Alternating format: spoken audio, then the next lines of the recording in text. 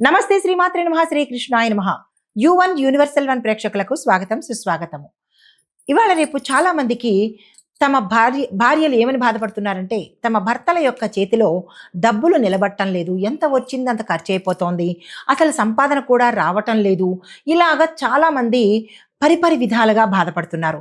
అయితే ఇది ఆధ్యాత్మికంగా సంబంధించిన సమస్యనా లేక ఆర్థికంగా సామాజికంగా సంబంధించిన సమస్యనా అంటే కనుక ఇది రెండు విధాలుగా కూడా ఈ సమస్య ఉన్నది. అయితే చాలామందికి సామాజిక సమస్యనేమో జీతం సరిపోవట్లేదు, చేతిలో ఖర్చులు ఎక్కువైపోతున్నాయని అనుకుంటారు. కానీ ఇది జ్యోతిషపరంగా ఆధ్యాత్మికంగా కూడా ఇది పెద్ద సమస్య అన్నమాట.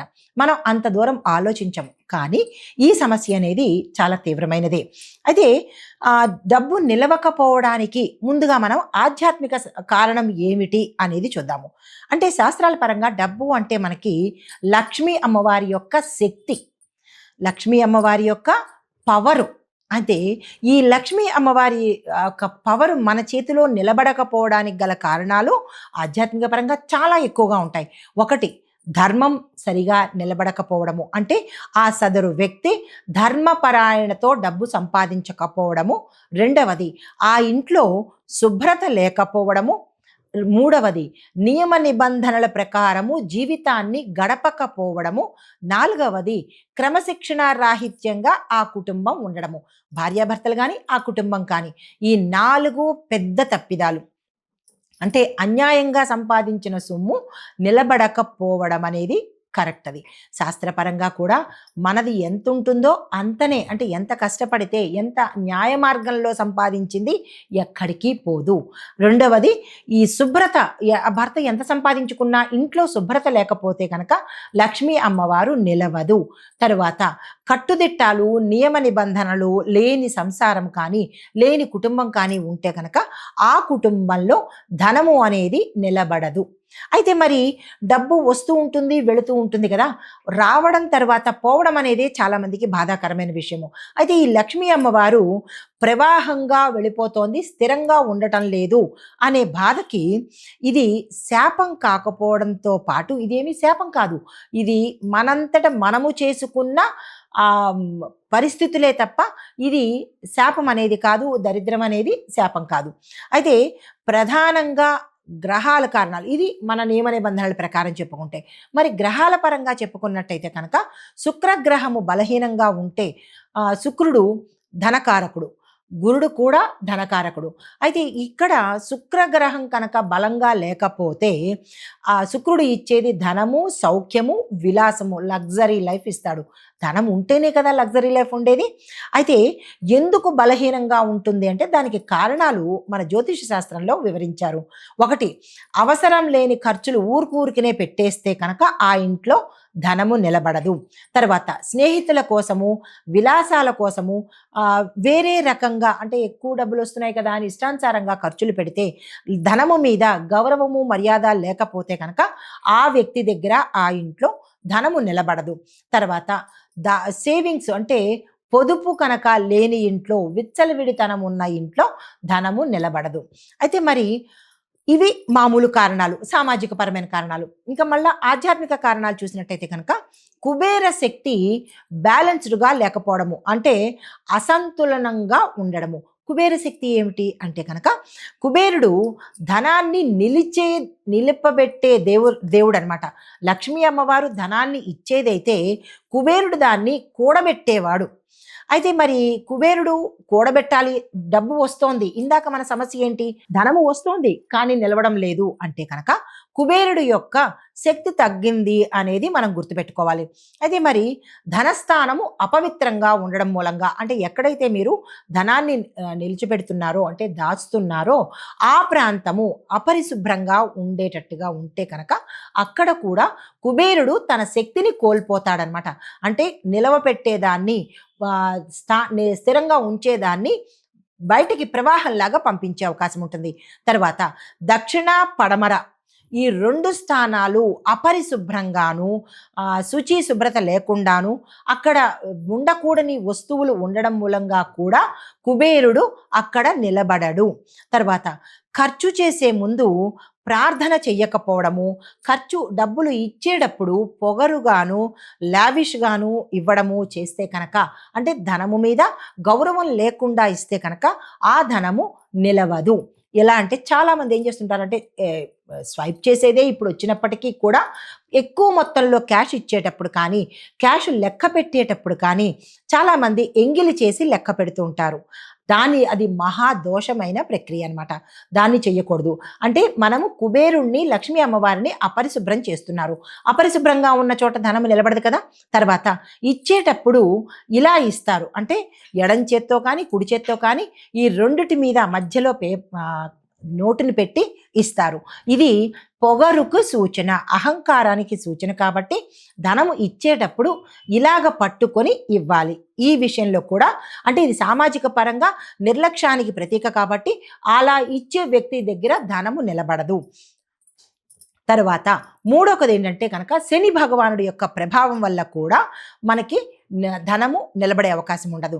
అయితే శని ప్రభావం ఎలా ఉంటుంది అంటే కనుక అయాచితంగా ధనాన్ని సంపాదించినది, లేదా మందిని ముంచి, అంటే నమ్మిన వాళ్ళని ముంచో మోసం చేసో ఇలాగ సంపాదించిన, న్యాయార్జితం కాకుండా అక్రమార్జితంగా సంపాదించిన ధనము, నియమము, ఈ రెండు లేని చోట ధనము నిలబడదు.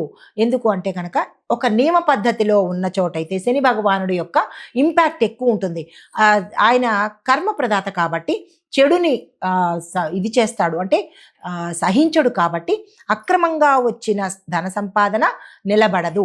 అయితే మరి శని భగవానుడు అసంతృప్తిగా ఏ సందర్భంలో ఉంటాడు అంటే కనుక ఎంత సంపాదించినా, అంటే మనకు తెలిసిపోతుంది, ఎంత సంపాదించినా 100 రూపాయలు సంపాదిస్తే 100 రూపాయలు ఖర్చు అయిపోతుంది అంటే ఎక్కడో అది మన లోపమే ఉన్నది. ఆ లోపం ఏంటి అంటే కనుక శని భగవానుడి యొక్క లోపము, దక్షిణ పడమర యొక్క స్థానాల యొక్క లోపము అని గుర్తుపెట్టుకోవాలి. తర్వాత అప్పులు విచ్చలవిడిగా చేసేయడము, ఈఎంఐలు అలాగా ఇలాంటి వాటికి, క్రెడిట్ కార్డుకి వాటికి అలవాటు పడి అప్పుల ధోరణిలోకి ఎక్కువగా వెళ్ళిపోతే కూడా కుబేరుడు తన స్థానాన్ని వదిలి వెళ్ళిపోతాడు. తర్వాత డబ్బుని ఖర్చు పెట్టేటప్పుడు బాధ్యతాయుతంగా ఖర్చు పెట్టకపోయినా ధనము అనేది నిలబడదు. అయితే మరి ఇది శని భగవానుడి యొక్క ఇంపాక్ట్. మరి పితృదోషాలు కానీ పితృ రుణాల యొక్క ప్రభావం కూడా ఆ వ్యక్తి మీద ఉంటుంది. ఎలా ఉంటుంది అంటే కనుక పూర్వీకులకు తర్పణాలు ఇవ్వడం కానీ, చేయవలసిన క్రతువులు అనగా చనిపోయినప్పుడు కానీ, లేదా ఇంట్లో పెద్దవాళ్ళు ఎవరైనా కాలం చేసి ఉంటే వాళ్ళకి ఇవ్వవలసిన తర్పణాలు ఇవ్వకపోవడం కానీ, దానాలు ఇవ్వకపోవడం కానీ, ఇలాంటివేవైనా ఆ ఇంటి యజమాని సమయానికి చెయ్యకపోతే కూడా ఇంట్లో ధనం అనేది నిలబడదు, పితృశాపాలకు కారణాలు అవుతారు. తర్వాత ధన సంపాదన ఉన్నప్పటికీ కూడా దాన్ని అనుభవించలేని స్థితిలోకి వెడతారు. ఇది రెండవ పాయింట్. అయితే మరి మూడో పాయింట్ ఏంటంటే కనుక రుణాలు కానీ పితృదోషాలు కానీ ఉంటే వచ్చిన ధనము దొంగల పాలవ్వడం కానీ, లేదా అంటే మోసపోవడం కానీ, ఇలాంటివి జరిగే అవకాశాలు ఎక్కువ శాతం ఉంటాయి. మరి తర్వాత ఇవన్నీ బాగానే ఉన్నాయి, మనం సమస్యలు చెప్పుకున్నాము. మరి వీటికి పరిష్కార మార్గాలు లేవా? ఉన్నాయి. ఎలాంటి పరిష్కార మార్గాలు ఉన్నాయంటే కనుక మనము ఈ శక్తివంతమైన పరిహారాలు కనుక చేసుకుంటే ఈ ధనము ప్రవాహంలాగా పోయేందుకు అడ్డుకట్ట వేయచ్చు. లక్ష్మీ అమ్మవారిని, కుబేరుణ్ణి కూడా సంతృప్తి పరచు. ఎలాగో ఇప్పుడు పరిశీలన చేద్దాము. రోజు ఉదయము లక్ష్మీ కుబేర స్మరణ చెయ్యడం అనేది అత్యంత ముఖ్యమైన పని. దానికి ఒక చిన్న మంత్రం ఉంటుంది, ఆ మంత్రాన్ని మీకు చెప్తాను. దాన్ని 11 సార్లు తప్పనిసరిగా లేస్తూనే, అంటే మరి పాచిమోకాను కాదు కానీ శుచి శుభ్రత కలిగినటువంటి ఇంట్లో ఉదయాన్నే కనుక ఈ మంత్రము ఇంటి యజమాని చదువుకున్నట్టయితే మీకు వచ్చిన ధనము వచ్చినట్టుగానే స్థిరంగా ఉండే అవకాశాలు ఉంటాయి. అది ఏంటంటే ఓం శ్రీ మహాలక్ష్మి అయి నమః అనే మంత్రాన్ని 11 సార్లు.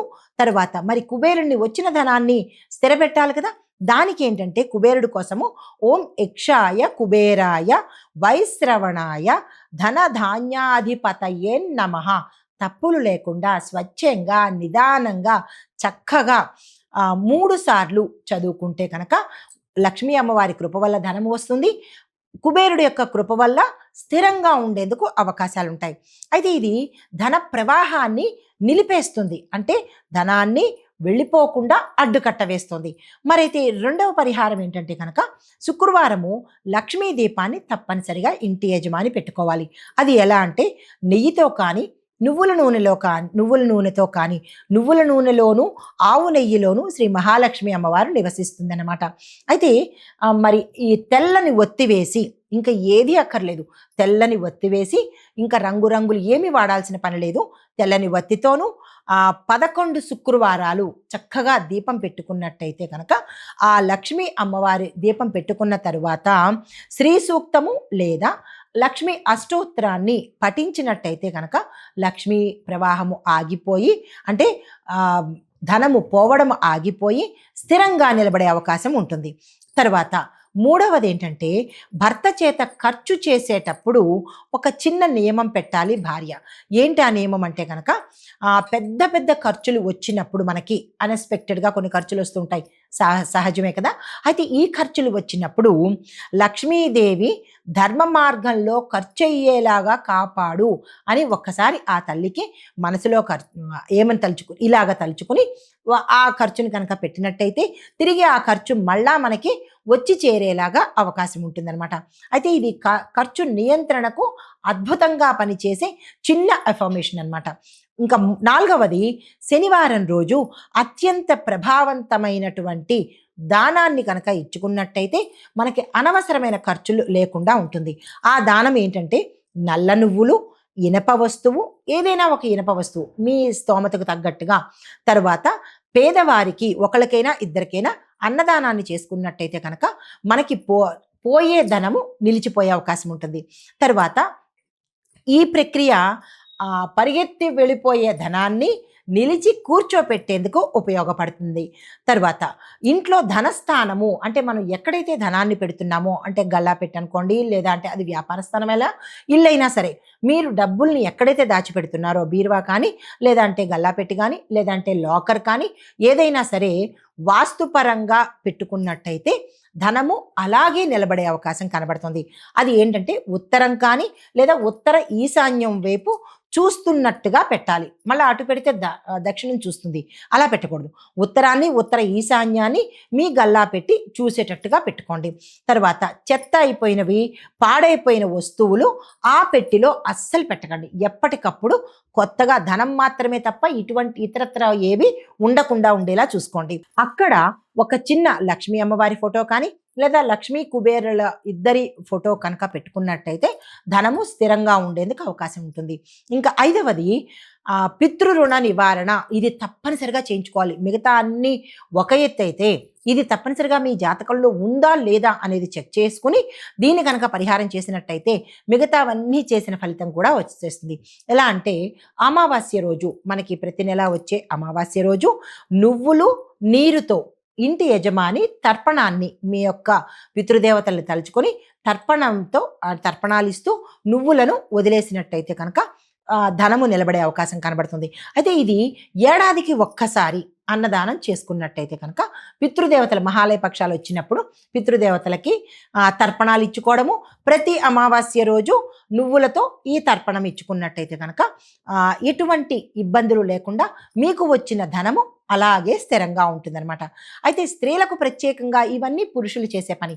మరి స్త్రీలకు ప్రత్యేకంగా చేసే పరిహారాలు ఏంటంటే కనుక భార్య మనసులో భర్తను నా భర్త ఏమీ తీసుకురాలేడు, వచ్చిందంతా ఇలాగే ఉంటుంది, అసమర్థుడు, డబ్బును నిలవ పెట్టడం తెలీదు, ఇలాంటి మాటలు మనసులో బయటికి కాదు, ఇలాంటి మాటలు అనడము, ఎప్పుడూ భర్త మీద నిరంతరము నెగిటివ్ మాటలు మాట్లాడడము, ఇలాంటివి జరిగినట్టయితే కనుక ఆ ఇంట్లో మీరు ఎన్ని ప్రక్రియలు చేసినా ఎన్ని పరిహారాలు చేసినా నిలబడదు అనే అంశము స్త్రీలు గమనించుకోవాలి.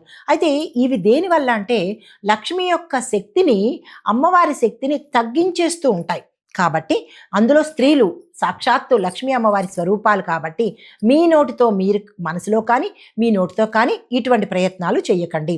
అయితే చివరిగా చెప్పేది ఏంటంటే కనుక డబ్బు నిలవకపోవడం అనేది శిక్ష కాదు, ఇది మన తప్పిదమే తప్ప వేరొకళ్ళ మీద మోపడానికి అవకాశం లేదు. మన శుచి శుభ్రం లేకపోవడము, ధర్మబద్ధమైన సంపాదన లేకపోవడము, ధనము నిలబెట్టేటటువంటి ప్రదేశాలు అశుచిగా ఉండడము, ఇంట్లో అనృతంగా ఉండడము, అంటే అనృతాలు మాట్లాడుతుండడం, అంటే అనృతాలు అంటే అబద్ధాలు మాట్లాడుతుండడము, కొంచెం ఇల్లంతా ఒక గందరగోళమైన పరిస్థితిలో ఉంటే ధనము నిలబడదు, ధనము రాదు కూడా. కాబట్టి ఆధ్యాత్మికమైన మార్గంలో న్యాయపరంగా సంపాదిస్తూ ఉంటే కనుక ధనము వస్తుంది. ఆ వచ్చిన ధనము కూడా నిలిచి మీ దగ్గరే ఉండే అవకాశం ఉంటుంది. దీంతో పాటు మనకి ధనము ఎంత ఉంటే అంత శాంతి ఉంటుంది. అది కూడా మంచి ధనమై ఉండాలి. ధనంలో 2 రకాలు ఉన్నాయా, ఎన్ని రకాలు ఉన్నాయా అని సందేహం రావచ్చు. ఉన్నది.